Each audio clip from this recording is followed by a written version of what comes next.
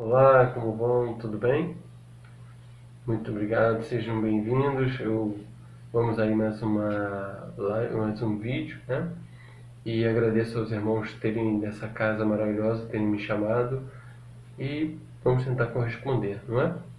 E hoje nós vamos falar do Evangelho segundo o Espiritismo, precisamente o capítulo 10, no item que é o Bem-aventurados, o capítulo que é o Bem-aventurados que são misericordiosos.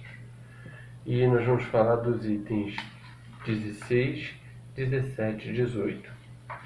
Mas esses itens ele tem um título, subtítulo, né? Dentro do capítulo 10. E nesse subtítulo que fica esses três itens, ele trata justamente da indulgência. Indulgência para com os outros. Indulgência para suas faltas, para seus erros, seus defeitos, suas qualidades em transformação. Porque uma vez eu me recordo de um irmão daqui do Movimento Espírita de Campo Grande, em que ele disse que não existem erros, não existem defeitos, existem qualidades em transformação. E eu achei aquilo fantástico, né? Porque é mais ou menos por aí mesmo. Mas normalmente a gente não gosta e a gente não consegue ver dessa maneira. Nós ainda assistimos de maneira crítica. Somos espíritos caminhantes, sabemos que todos fomos criados simples, ignorantes, sabemos que temos uma trajetória a percorrer, uns percorrem mais rápido, outros mais demorado, uns assimilem uma determinada coisa mais fácil, outros mais demorado. Sabemos que precisamos evoluir a parte intelectual e a parte moral. Mas temos entre nós ainda, no nosso interior, aquela coisa de queremos que o outro mude rápido, né? E não aceitamos o defeito do outro. Nós temos essa ainda grave impressão dentro de nós. E isso é muito ruim, porque nos atrapalha no dia a dia, né? Atrapalha para com o outro. Muitas das vezes a gente se acha dono da verdade. E como senhores da verdade, a gente quer que o outro seja daquele jeito. Queremos que o outro muitas vezes seja igual a nós, não é? Em comportamento, em atitudes. Sabemos que muitas das atitudes, às vezes, não são erros, são questões de ponto de vista, não é? Porque muitas das vezes nós tiramos o erro porque nos achamos puros, nos achamos perfeitos, né? Nos achamos senhores da perfeição, somos os chefes de Deus aqui na Terra encarnado. E por isso usamos o nosso parâmetro. E não usamos o parâmetro mais certo, que está lá no Livro dos Espíritos, onde Kardec pergunta aos espíritos qual seria o maior modelo e guia para a humanidade. E os espíritos respondem com 5 letras, uma palavra só: Jesus. Então Jesus é o maior modelo e guia. Partindo do princípio que Jesus é o nosso modelo e guia, aí vamos remeter às histórias. Quando está escrito na história que Jesus apontou o defeito de alguém? De uma certa forma, ele criticou o defeito de alguém. Se olharmos lá na história, em nenhum momento ele fez isso. Em nenhum momento Jesus critica defeito de ninguém. Jesus, muitas vezes, utiliza-se daquele erro, daquele irmão, daquele defeito, para ensinar os discípulos ou quem estivesse por perto a não ser daquele jeito, a fazer diferente. Ele não diz: esse irmão está defeito X, ele está condenado. E muitas das vezes ele pegava, usava aquilo ali como exemplo. Isso você pode fazer como exemplo de transformação, de base para o outro melhorar. Aí sim, mas você não deve usar aquilo ali como escândalo, para pegar e afrontar e ofender aquele irmão que tem aquela dificuldade. Porque é uma dificuldade. E a gente sabe que nossos defeitos, nossas dificuldades, visto que fomos criados todos simples e ignorantes, não se muda da noite para o dia.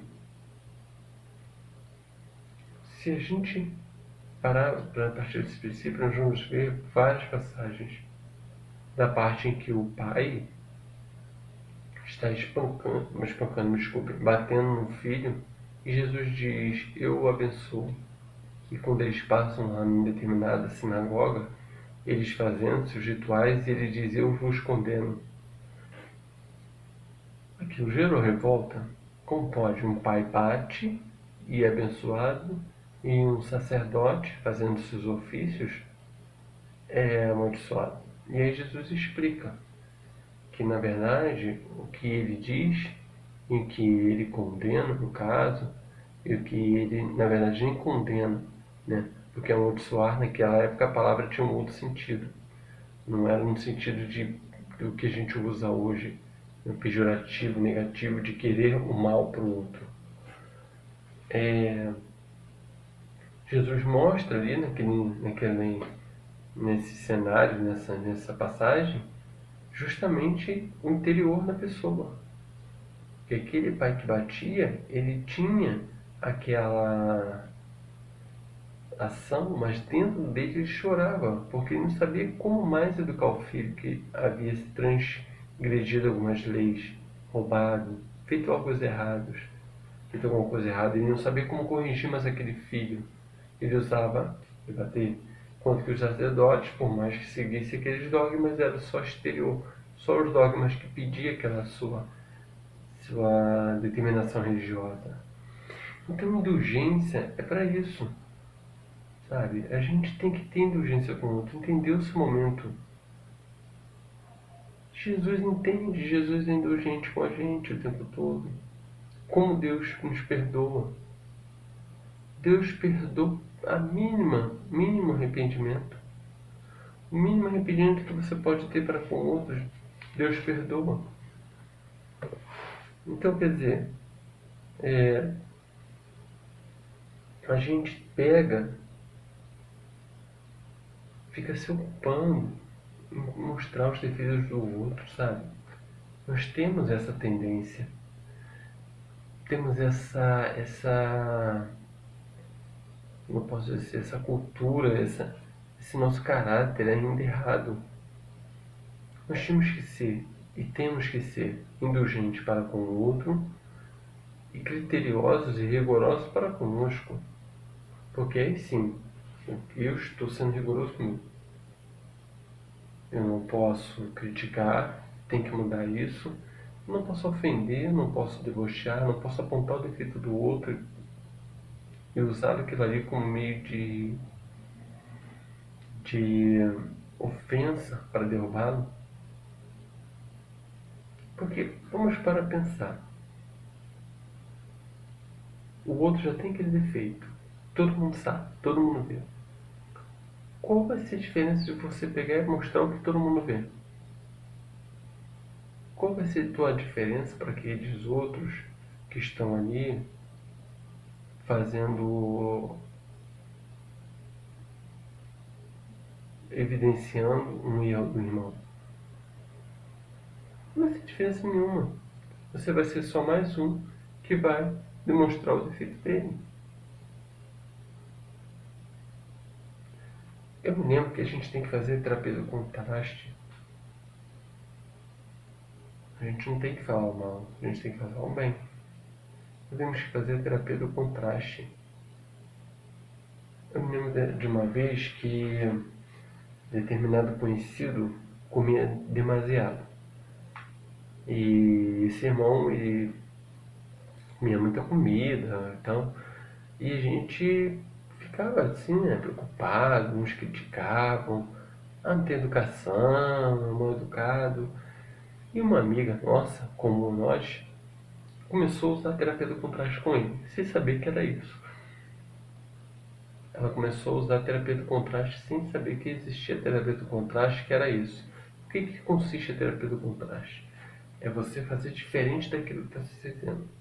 Se você vê que a pessoa veste muito branco, você começa a dar uma outra cor para ela, um verde.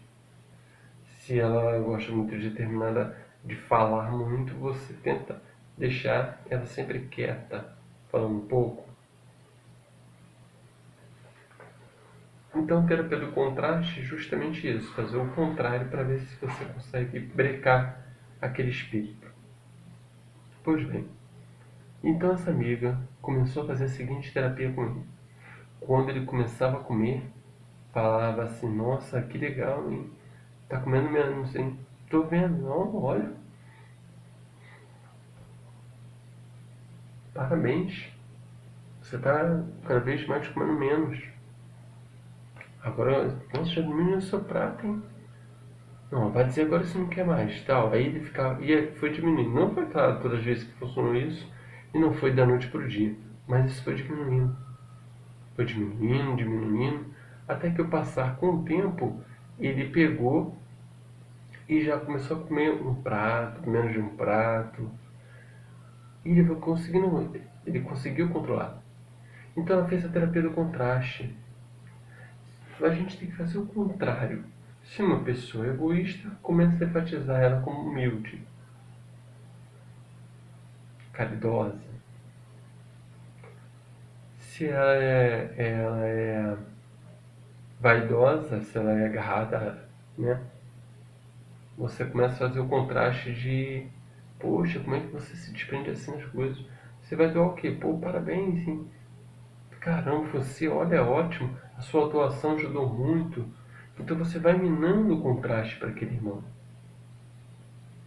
Se o irmão não doa dinheiro, se o irmão é avarento, você pega um pouquinho e diz, nossa, como ajudou bastante aquele pouquinho que você deu, hein?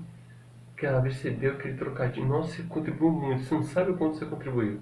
E às vezes ele só deu R$ 5, R$ 3. Mas você não vai dizer, pelo amor de Deus, hein? Olha, a gente tá passando aqui, fundo só dá R$ 5, R$ 3. E você não pode criticar, porque você não sabe, você não entende. Então a gente não pode criticar, a gente tem que fazer o contraste. Eu me lembro bem de uma situação que uma senhora, determinada vez, eu realizo com meus amigos a campanha do quilo. E estávamos passando em determinada casa, até muito bonita. Casa bem legal, bem informada e tal.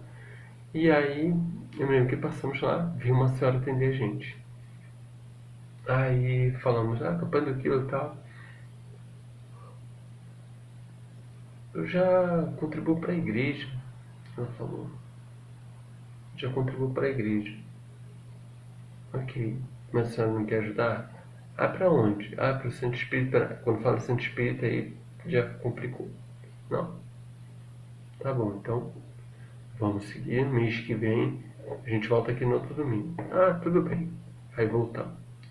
Durante mais ou menos 5 meses nós passamos naquela casa. 5 vezes, no caso é uma vez por mês a culpa do quilo. 5 vezes. E ela não contribuiu. Calhou da gente não nunca mais passar. Com o passar do tempo, a gente já foi menos, até não ir mais na casa dela. Depois de um tempo, não sei precisar para vocês o tempo, mas passamos, já deu na trilha alguém falou assim, eu vou passar aqui, vamos lá, batemos. Aí ela veio. Ela, oi, tudo bem? Pois não, bom dia, bom dia. É que aí já falamos o seguinte, aqui nós estamos realizando a campanha do quilo para arrecadar alimentos para fazer cestas básicas para idosos que não tem como subsistir. A senhora tem que de alimento, arroz, feijão, enfim. E ela olhou, falou assim, tá, peraí. Aí entrou, procurou, não achou. Aí voltou e falou, olha, eu não tenho não. Mas vocês voltam mais tarde, ou na segunda-feira, que a campanha é realizada nos domingos.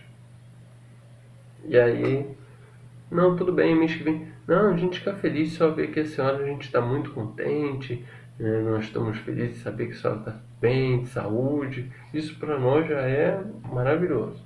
E ela ficou feliz, falou, meu filho, eu não estou sem nada aqui não. Mas a senhora está precisando? Não, não, não. É porque o que acontece? Eu sou uma senhora que sou aposentada de militar.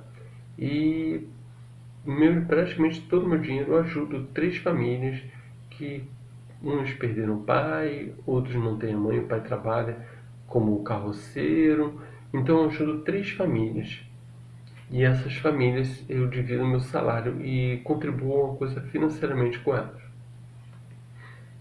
E aí ela nos deixou muito felizes porque foi uma lição, sabe? Sempre julgávamos aquela casa bonita, que a senhora não dava nada, porque a senhora demonstrou que não tinha simpatia com espíritas, porém ela tinha um coração gigante, nela tinha uma luz, sabe? Isso é que é importante. Nós temos que ter o teu olhar para o irmão, temos que ter um olhar indulgente. E para conosco, temos que ter um olhar mais severo, crítico. Também não vamos lá, não vamos poder chegar e achar que nós estamos nos martirizar demais, nos castigar. Desculpem, martirizar não, castigar. Castigar porque erramos. Nós precisamos ser coerentes. Se a gente errou, é reconhecer e buscar mentalmente e através de atos não errar de novo.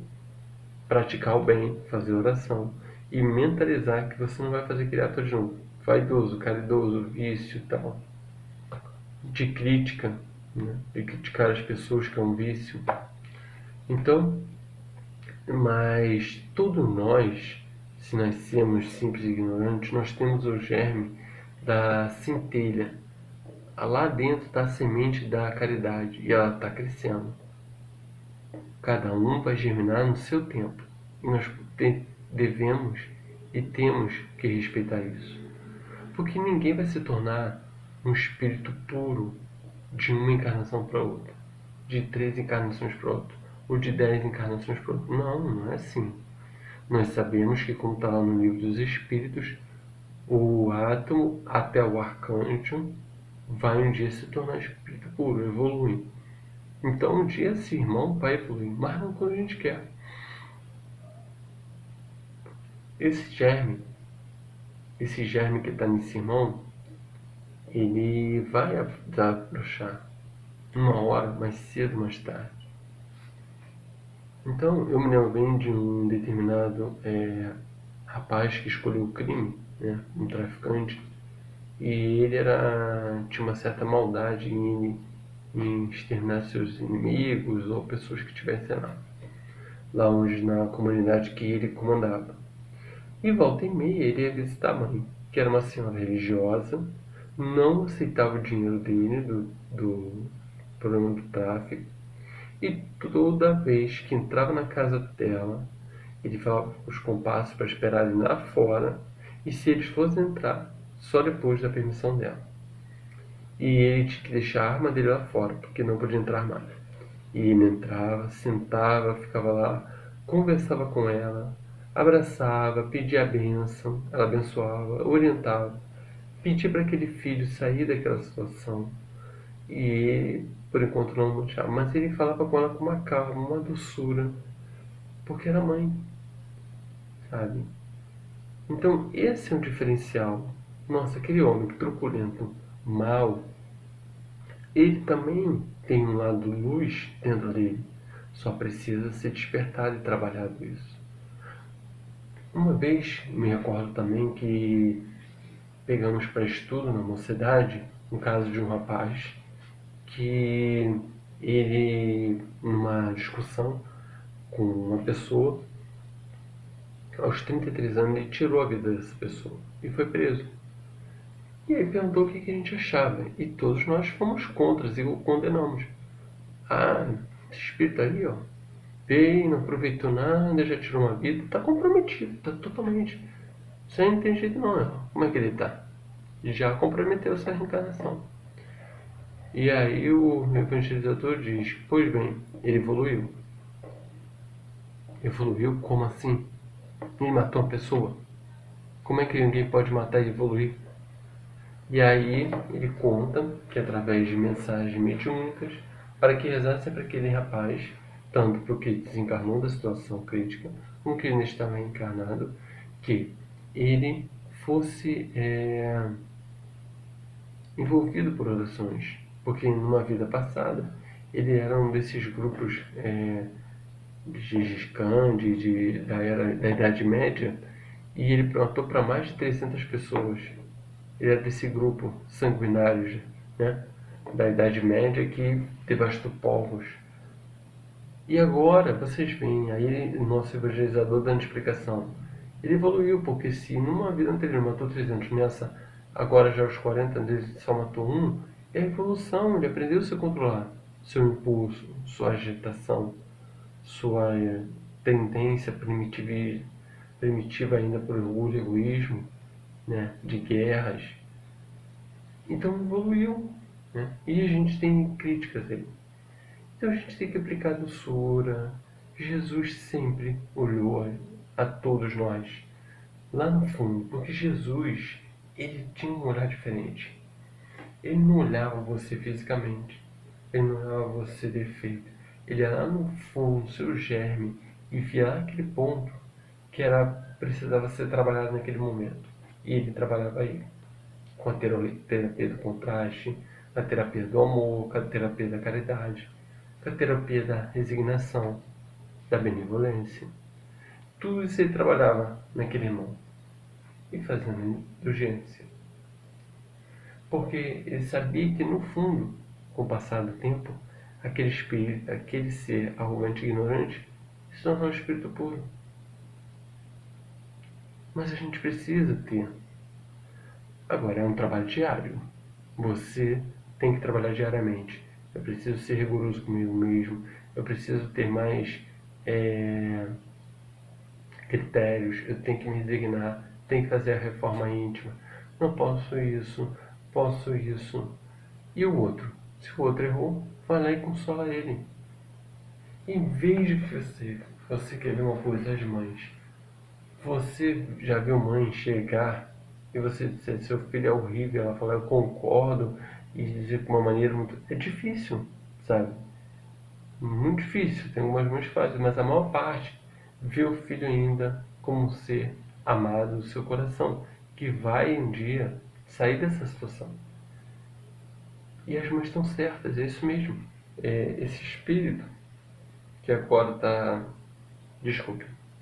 Esse espírito que agora está vivenciando esse momento, uma hora ele vai dar uma guinada, ele vai melhorar. E aí entra aquele ditado, a trave no olho do arqueiro.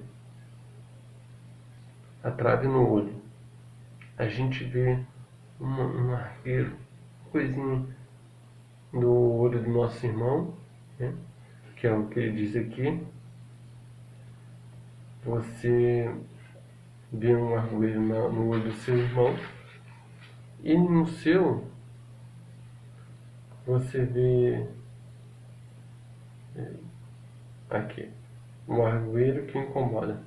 Você vê um argueiro no olho do seu irmão e no seu tem uma trave. Como é que você pode dizer para que é aquela coisa, né? Como é que eu posso dizer para uma pessoa para não xingar, vamos dar um exemplo assim, se eu xingo?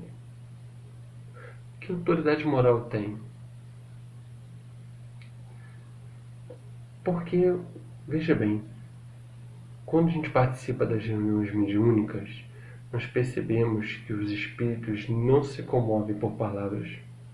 Os espíritos não mudam porque você fala Jesus para eles, não mudam. Mas os espíritos mudam quando você usa, quando você que está lá, eu, quem estiver na mesa mediúnica, usa de compaixão com ele, usa de amor, usa de indulgência, usa de fraternidade e caridade. Aí o espírito cede. Quando ele sente esses sentimentos, ele cede. Ninguém cede porque você errou na vida passada.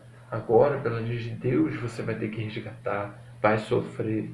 Não, como é que pode? Você já é um espírito mortal. Não. Irmão, a gente te ama. Você vai ter uma nova oportunidade. Se acalme. Sinta o amor das pessoas que estão aqui por você. Sinta o carinho. Normalmente, às vezes não na primeira vez que ele se manifesta, na segunda, na terceira no máximo, ele já está cedendo mais. Ele já está mais calmo, já está falando mais tranquilo. Por quê? A gente não muda ninguém através de apontar os erros e defeitos. Ó, tá vendo? Você está sofrendo agora, porque em 2 vidas passadas foi o contrário, você que fez isso com ele. E agora ele está resgatando, então você tem que aceitar. Não é assim. As casas espíritas, muitas delas, estão esvaziando por falta de fraternidade e indulgência. Tem espírita levando o centro espírita a centro perfeito. Não quer fulano, não quer ciclano porque tem defeito. Fulano cheira mal, o outro não toma banho. E, no entanto, esquece da fraternidade, abraçar o irmão. Como é bom ver você aqui. Chegou atrasado, não tem problema, dá tempo. Deu tempo, você vai poder participar, não deu tempo, tem a outra. Mas foi bom ter você aqui. Meu irmão, olha, deixa eu te dar um abraço antes de comunicar. Isso é a fraternidade, é a indulgência. E se o irmão errar? Quando o irmão erra, a gente é engraçado, né? Quando nós não tínhamos religiões, a gente queria que o espírito desaparecesse da face do planeta. Quando entramos para uma determinada religião que falasse entre céu e inferno, queríamos que aquele irmão fosse para o inferno. E agora, no movimento espírita, como espíritas, a gente aprendeu uma nova palavra: umbral. A gente quer que o irmão vá para o umbral. A gente não quer mais o irmão no inferno, quer que vá para o umbral. Então a gente tem que ter indulgente, ser benevolência, ter indulgência, benevolência, saber ouvir, ter caridade e não julgar. Divaldo Pereira Franco, uma vez, foi surpreendido por uma mulher numa palestra sua, né, no momento dos autógrafos, e ela disse: Divaldo, eu fiz 7 abortos. Tudo bem, meu irmão. Vai, não faça de novo. Daria um pouco, ela botou de novo. Divaldo, eu acho que você não entendeu. Eu fiz 7 abortos. Sim, entendi. Vai e não faça de novo. E aí no final ela volta ainda satisfeita. Mas Divaldo, eu tirei 7 vidas. Você quer que eu diga que você errou, que você está condenada? Não vou dizer. Não vou dizer por quê. Primeiro, a sua consciência tem que despertar. Segundo, todos nós erramos, assim como todos nós, através da lei de Deus, temos o direito a reparar nossos erros. Precisamos entender, como Jesus disse: agora que você percebeu, que sua consciência entendeu, vai e não peques mais. E é isso que a gente tem que fazer. Nosso irmão errou, chegou até nós, está arrependido. Olha, está lá, não sou eu que falo, está lá Deus que fala, através dos Espíritos, nas obras de Kardec. Uma ação no bem, uma caridade, um feito, uma ação de amor, cobre uma multidão de pecados. Veja que coisa, uma ação no bem, um ponto de caridade, de amor, cobre uma multidão de pecados. Então vamos fazer como Jesus, amar uns aos outros, como amar a Deus sobre todas as coisas e o próximo como si mesmo. Como eu quero me amar, como eu quero que o outro me ame. Indulgência, sempre com a falha dos outros. Severidade conosco, resignação, sabedoria. Vamos ter fraternidade, paciência com o outro. Se o outro hoje ainda varre e deixa para nossa calçada, porque a sua ignorância acha que está certo no menos trabalho, a gente conversa, explica, e se ele não entender, vamos chamar de varrer, jogar no lixo de qualquer maneira. Porque cedo ou tarde, esse lixo tem que sair. Ou ele fica pela nossa ignorância, que a gente está tendo uma briguinha com o vizinho. Vamos pensar direito. Vamos buscar mais um meio, que é o meio da conversa, da paz. E vamos deixar de apontar os defeitos alheios. Vamos deixar o irmão, se o irmão errou, vamos rezar por ele. Tantos irmãos na política, como eu falei mais cedo, estou precisando de oração. Porque estar lá é muito difícil. Não ceder à tentação é muito complicado. Porque lá na política você não mexe com R$ 500, 10 mil, 20 mil, 100 mil. Você mexe com bilhões de reais. E são várias pessoas te assediando o tempo todo. São várias pessoas querendo puxar para um lado, puxar para o outro, te oferecer vantagens. A tentação é gigante. E eles precisam de oração. Oração para não cederem, oração para não sucumbirem, oração para se centralizarem e sentir as mensagens do alto. Vamos rezar para esses nossos irmãos. Vamos rezar pelo aquele que nos bate a porta, pelos nossos irmãos, pelos nossos pais, pelos nossos filhos, pelos nossos netos, sobrinhos, pelos nossos vizinhos, pelos nossos amigos, pelo amigo de trabalho, pelo aquele motorista que eu pego e de repente está irritado no ônibus, um parente às vezes que está doente. Vamos ter indulgência. Não vamos fazer como Pedro, que nos passa a sua reforma íntima, ainda em contato com Jesus. Jesus diz: Pedro, receba os irmãos chegarem. E aí, quando chegam os 3 primeiros, Pedro olha e fala: vocês aqui? Você é o primeiro? Você é um corrupto, desvia dinheiro, pega pessoas, achar casa até não ter mais nada? Você é o segundo do meio? Você faz tanta coisa, tanto deboche, tanta maledicência. E você é o terceiro? E fala o erro daquele irmão. Jesus chega destrito, desanimados, tristes, e Jesus olha para Pedro e diz: Pedro, o que houve? Mas Jesus, eu estava falando com eles, esses irmãos têm erros.